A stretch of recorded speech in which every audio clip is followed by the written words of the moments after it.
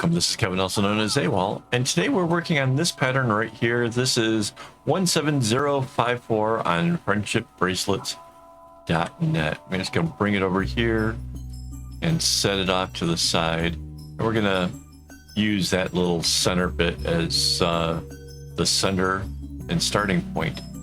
So let's put our pattern to a new layer, come down here and get our paint bucket. And let's put in our design. So it does this little diamond kick out thing. I'm not super fond of those. It just a little makes things a little bit more difficult than I feel like it's worth. But for the overall make of this pattern, I think it'll be interesting. So the original pattern is a 6-string, and I'm going to make it a 12-string, but I'm not doubling it up very conventionally. So yeah, just double checking, make sure that all our shapes are right. It looks like it. So now for the underlying string, I'm just going to do one side, and then I can copy and paste to put it on the other. So that is the plan. And I suppose while I'm doing that, I can thank my Patreon supporters and my YouTube members who make all of this possible, because without their support, I wouldn't have the string to be able to put this together a little bit later on. So thank you guys so much. And yeah, I'm really excited. I think this is going to be a very interesting bracelet when we're done. By the way, I'm actually recording this while live streaming, so yeah. All right, so my thought is I can do something like this over on the edge. Oh. So this is similar in the way that it kind of comes out, but it's different.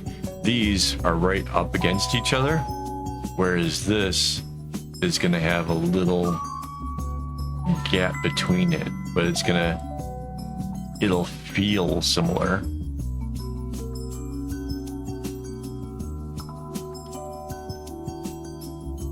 Yeah, it is very different, but in the relief we've got where the color kind of sneaks through.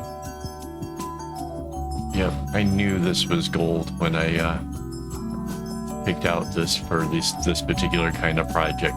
So it's double the amount of strings, but it's highly altering the pattern.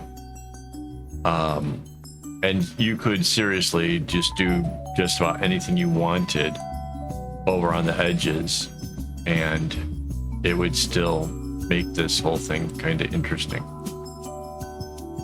So there we go. Now I can hide away our example, and I can copy our whole top right half, which is finished.